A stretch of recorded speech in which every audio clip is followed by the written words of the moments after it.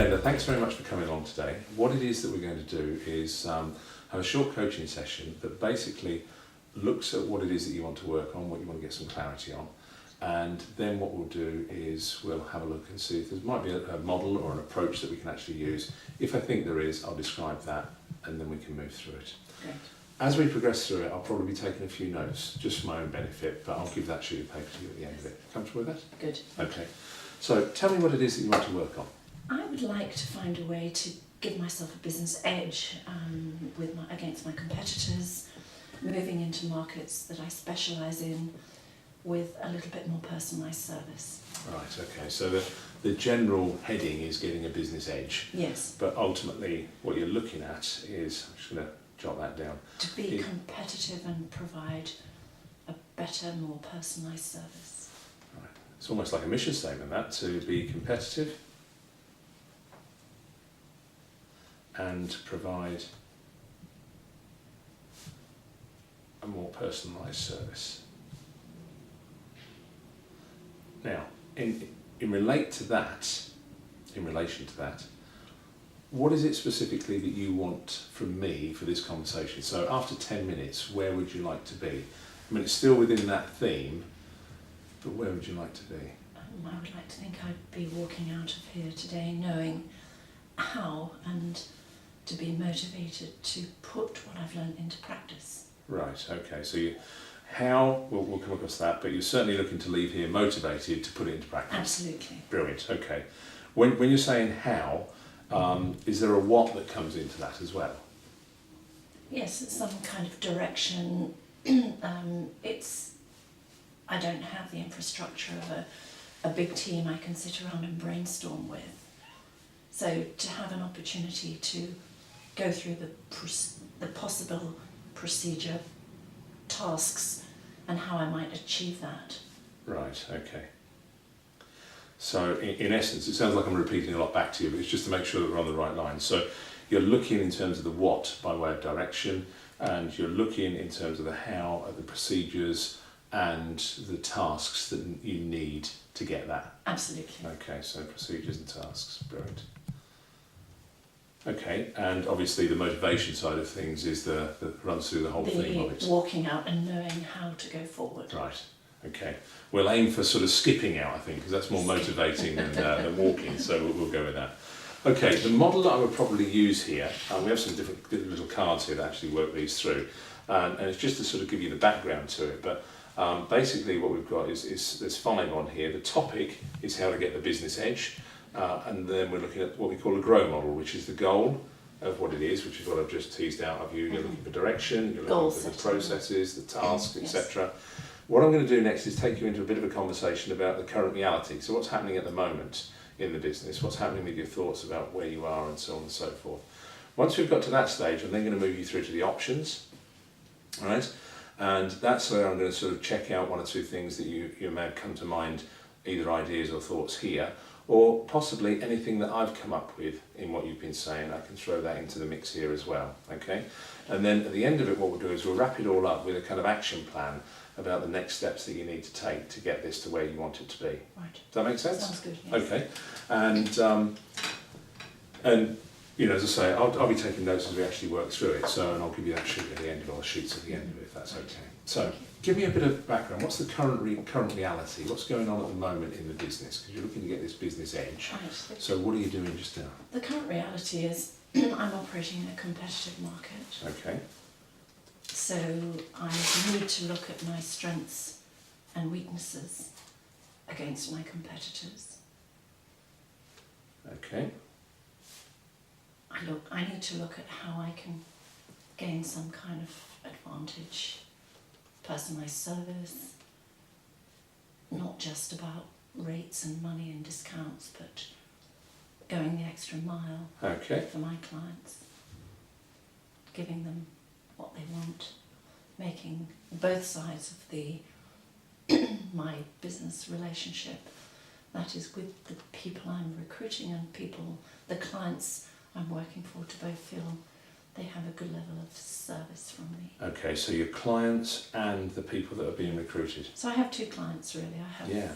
clients who are the companies I recruit for, and who pay me, and the people I'm responsible to help find suitable opportunities, Right. who don't pay me, but I have a sense of duty to find them. To do that, yeah. It's a big thing to be responsible for Okay. people's careers and destiny. And what do you do? So it's kind of a recruitment. Yes, type of- absolutely. Yeah, okay.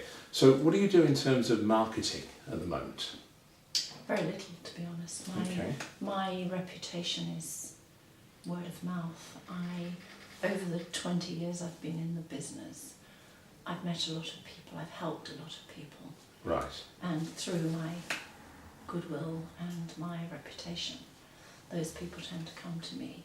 Okay. Not exclusively necessarily, but certainly would remember me if they've dealt with me. Right. And that's always seemed to have been the nature of, it's not an internet service where you Google and it comes up. The business I'm in is very discreet. Okay. When I operated actively in London, my candidate clients didn't necessarily want to be seen with me, because Right. that might indicate that they We're looking for another looking for job. a job and Yeah. someone might see them. So it's a discretion Right. business, Okay. obviously very confidential, very discreet. Yeah. So the concept of marketing, that kind of high level recruitment, is rather vulgar in a way. Yeah. Yeah. I So it's a think bit of a dilemma. it is, isn't How it? do you get yourself out there without making people too aware Yeah. that you're too well known, and then people don't want to deal with you? Exactly. Yeah. So just in terms of the business model, if I can just ask a little bit about that, if that's not too much Sure, of a- of course. So, because you'd actually mentioned that you've got two clients. Yeah, you've got the client, which is the company, Yes, and then you've got the client, which are the individuals. yes. The- So the- let's say the employer. The and employer. The employee. Employer and the employee, right, okay, that's a good couple of labels there that we can give those. Now, in terms of the employer pays, the employee doesn't, is that right? Correct. Yeah, okay. Correct. So in terms of building your business and getting a competitive edge, that's really the employer that you're looking at, isn't it? Because that's the income stream. Absolutely, Yeah, yes. so that's the one that you want That's to actually my- move up. Target sales market. Okay, all right. I don't know anything about the recruitment industry, right? But so it means that I need to ask questions from the point of view of ignorance, right? Yes, of course. And sometimes that's a good question to ask because I can kind of get away with it. Whereas if somebody knew the industry and I asked the question, you think you should know better than that. Right, But, yes. but No I assumptions. don't. Yeah, I don't know any better than that. I'm just wondering if there's, because it's the obvious aspect of it, whether the marketing could be done to the employee. Yes, I mean the employee is potentially a client also. Yeah, at a later date, maybe. Yes, and in some cases it works simultaneously. I had an incident recently where my client I'm recruiting for tells me he's looking for a job. Right. So I'm then doing both things with the same person. So it's an interesting concept, and yes, obviously I need to attract a good candidate base. Right. However, a lot of the work I do is based on networking and responding to individual needs. Okay. And a lot of people who do what I do at a high level don't really take candidate database as such. They source when they need it, when they know what they need. Okay. So it's Yeah. It can sometimes be sort of, it can go against itself in so many occasions, yes, can't it? because you don't want people hanging around feeling disappointed. Yeah. So you don't want to give people false hopes, if you like. Okay. Let's just have a quick look at what we've got in terms of the current reality. I've just scribbled these down all over the place. We know that it's a discrete market, right? And that, then almost flies in the face of the marketing side of things. We also know that it's a competitive market, and we know that you want to look at some strengths and weaknesses in terms of what you do. This is the opportunities and threats as well, so we can pick up on that too. Yes. You want to gain an advantage, not only in terms of growing this business. You want to gain the advantage not only in terms of rates or in terms of the financial side of things, or discounts. That's not particularly any one of these, but a lot of it. I mean, you kind of got a bit excited about it's how I go the extra mile. As though there was some real passionate inquiry Yes. that you wanted to know. So, okay, that in by its very nature, possibly means that we don't need to look at what you're doing, we need to look at what the others aren't doing. Fair enough. Do you see what I mean? So, And reputation is yeah, another reputation factor goes into that as well, that's okay. very, very significant. Yeah, okay. And then we got to this part where we've got the two clients, so we've got the employers and the employees. Okay, Yes. so it's these two things here. What I'm going to suggest now is, because that's given me a good picture of the reality, what I'm going to suggest now is we have a look at what some of the options are around this. Yes. Mm. Now, typically, in a business, what you would do is you'd have a look at this, which is the what they call a SWOT analysis. Yes. So you look at the strengths and the weaknesses and the opportunities and the threats. Now, what I think might be an idea here is to do a SWOT analysis of your organisation, right? I know that's just you, but Yes, your yes. organisation, your operation, if we can Yes. call it that. But then do a SWOT analysis of the market. Yes. Do you see what I mean? And then what you can do is sort of factor one into the other. So we're not necessarily going to actually do that bit just now, but what we will do is we'll just sort of start jotting some things down that are your options. Yes. Okay, so a SWOT analysis of your organisation. Another one is a SWOT analysis of Competitor. the market I was Mhm. thinking of, rather than take any one competitor, just take the marketplace Yes. per se to start with. However, are there companies or individuals that you would regard as your main competition? Yes, essentially. Yeah. Yes. How many are we talking about there? 3 or 4. 3 or 4. Okay, so I would suggest then you do a SWOT analysis of those 3 or 4 nearest. Does that make sense? Yes. We can do that. What else could we actually do here? We've spoken about doing some marketing through the employees. Yes. You know, as I said earlier, it's a difficult one because I don't operate a huge database of people.